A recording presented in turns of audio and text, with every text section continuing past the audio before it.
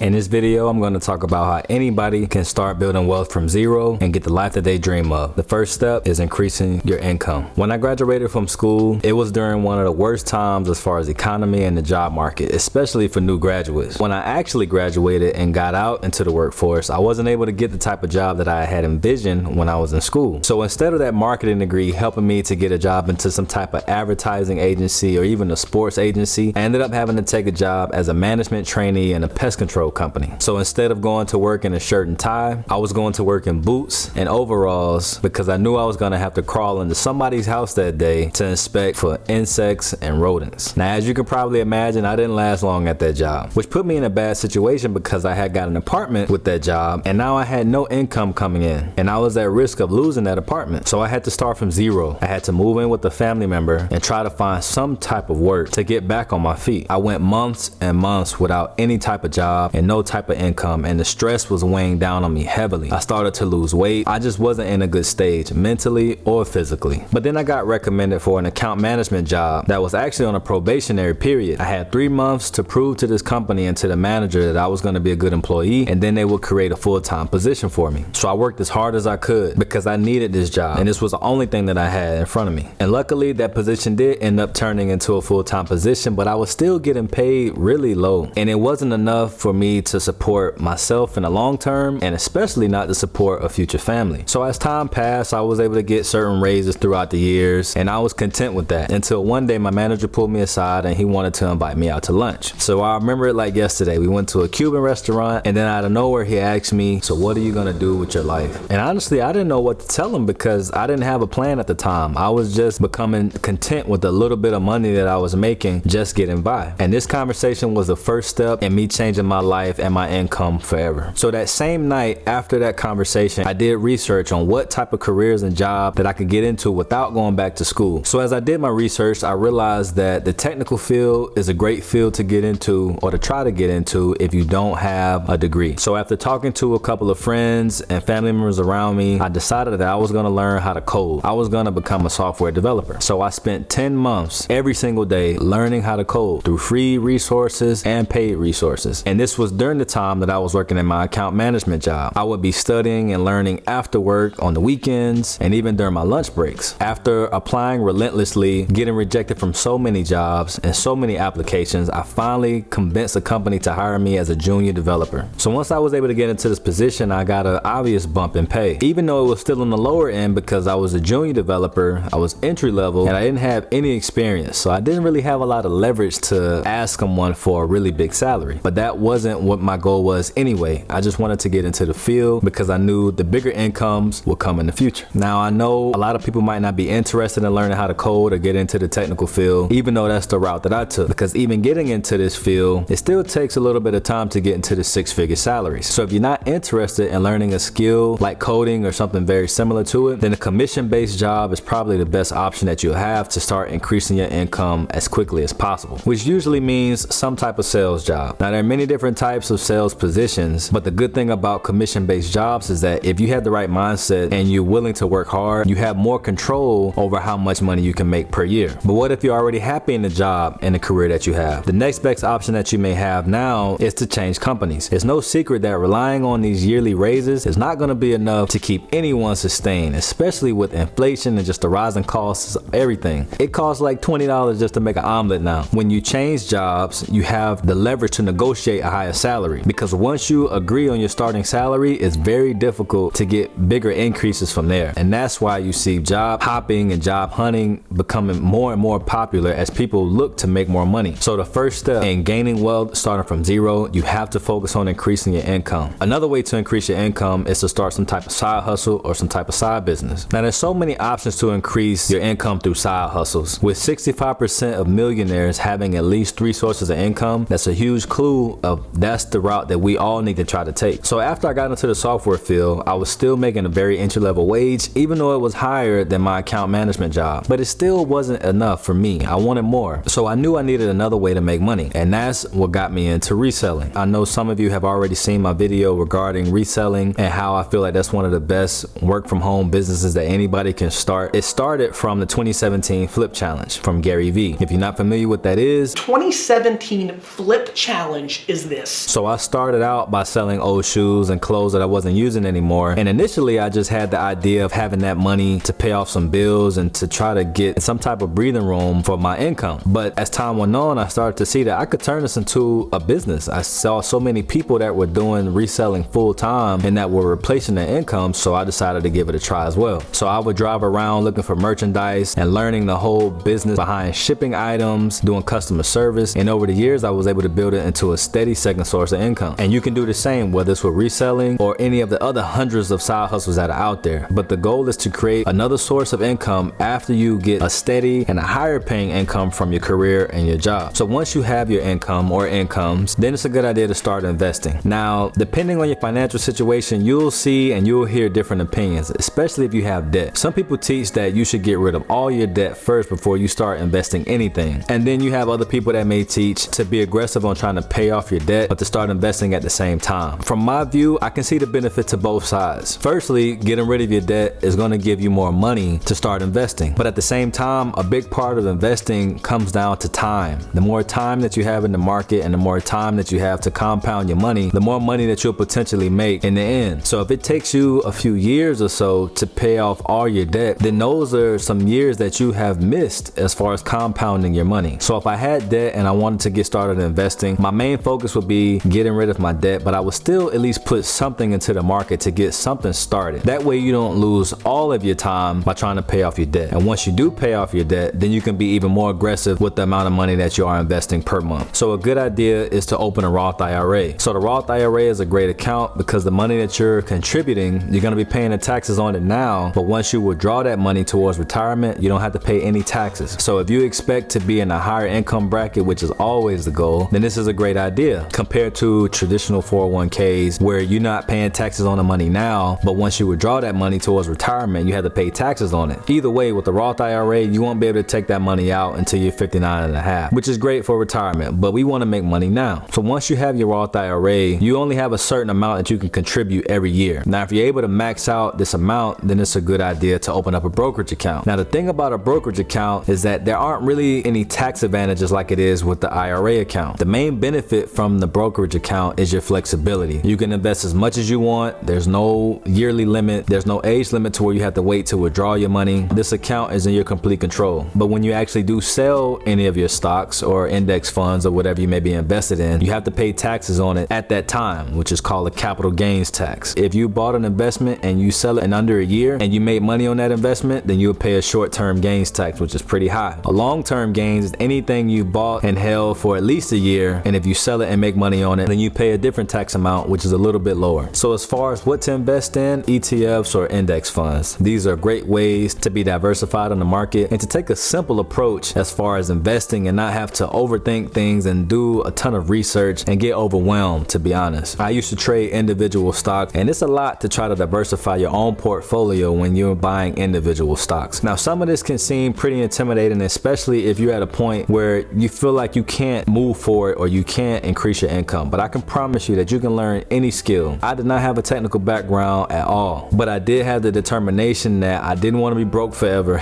and I wanted to change my career and change my finances, which brought me into learning a new skill. Now, the good thing about learning a new skill is that once you put your mind and you accomplish one thing, it removes your fear from everything else. Let me explain. Before I made that decision to learn how to code, I was always the type to just settle for whatever I could get at the time. But after I learned how to code and I actually got my first job, that gave me the confidence to learn how to resell. I had never thought about selling anything. I had always bought things on eBay and Amazon. Once I learned how to sell and resell and create that business, then that gave me the confidence to learn more about investing. So with each thing that you learn and you kind of conquer your fear of doing, it'll give you the confidence to try the next thing. So it's normal to feel anxious. It's normal to even feel discouraged before you even start. If you start taking some type of action, it'll make it a lot easier for you. You're not going to know everything from the beginning. The best way, at least that I've found, is to learn what you need to learn to get started, and you'll learn the rest along the way. If you like the video, please like the video and subscribe to the channel for more content like this.